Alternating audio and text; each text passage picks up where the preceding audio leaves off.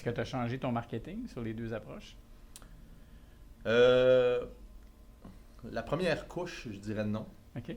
Euh, à une différence près, on fait un peu du marketing de réseaux sociaux aussi. OK. Où À cause que la clientèle est plus jeune, dans le premier cas que tu mentionnais? Exactement. Puis ça a pogné? Donc, ça a pogné, oui. OK.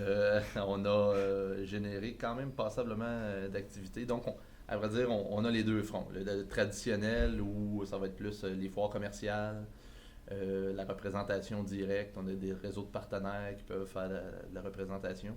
Et aussi, en parallèle, les réseaux sociaux pour spécifier directement, aller atteindre directement les bons joueurs qui risquent d'influencer dans le processus de décision. Ce qui m'amène à te poser la question à quel point le vidéo a été un argument de poids, parce que je suis allé sur votre site, Oui. vous avez vraiment une mosaïque de vidéos disponibles. Est-ce qu'encore une fois, à cause de une bonne partie des gens qui influencent le décideur, comme tu dis, sont jeunes, sont scolarisés, sont ingénieurs, etc., Oui. est-ce qu'ils sont effectivement plus portés à aller regarder ce type de vidéos-là? Oui, ben, tout à fait. Étant donné que nous, on a quand même, ça ne fait que depuis 2010 on peut dire qu'on a un produit standard. Quand on vend un projet, on a la capacité de faire un projet sur mesure. Ce que je dis toujours, c'est qu'on vend l'équipe, on vend la capacité de l'équipe de faire un projet. OK. Alors que là, en produit, on vend le produit lui-même. OK. Sauf que en voulant vendre le produit lui-même, ce produit-là doit exister, doit avoir son branding à lui, sa vie propre. Donc le vidéo, surtout au départ, pour nous devient un élément crucial. Notamment dans un contexte où, en 2010, quand on a fait l'acquisition, quand AGT fait l'acquisition de Horus, avec l'aide du Fonds manufacturier québécois, le volet site web était à peu près absent. Disons qu'on avait une page statique sur le net. Et on n'avait aucune opportunité qui avait été générée de par le site web. Là, en mettant des call to action, puis toutes sortes de métriques pour nous permettre de connaître la source des opportunités. Et c'est surtout vrai dans le domaine du produit. Maintenant, notre source numéro 1 d'opportunités, c'est le site web. OK. Donc, évidemment, la stratégie de contenu, de mettre des vidéos tant promotionnelles que éducationnelles.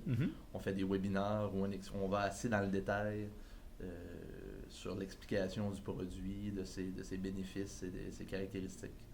Donc, selon moi, c'est une des stratégies les plus payantes, puisque les gens cherchent soit des images ou des vidéos. OK.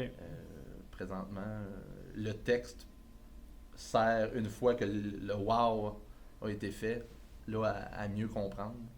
Mais à la base, puis je pense qu'en tant que consommateur, on est à peu près tous comme ça. Là. OK. Quand on tombe sur un white paper d'une université de 12 pages écrit en petit pas de photo, c'est moins... Ça peut être très intéressant. J'en lis quelques fois, mais je suis plus tenté d'aller voir les vidéos. Ce qui devient viral, c'est pas les white papers, c'est les vidéos, les photos. Effectivement. Globalement, si tu avais à nous partager une leçon que tu as apprise depuis que tu fais ce genre de marketing-là en B2B, ce serait quoi? D'être le plus concis et simple possible. Okay. Donc, on parle toujours du Unique Selling Proposition, le USP. Okay. C'est vraiment tout à fait vrai dans un milieu où à vrai dire, dans tous les milieux, je pense, où on est bombardé d'informations. Si on essaie de tout dire, on ne dit rien. Donc, c'est vrai dans les foires commerciales avec le branding, c'est vrai dans le B2B, parce qu'on a quand même un passé d'ingénieurs, de patenteux, d'inventeurs.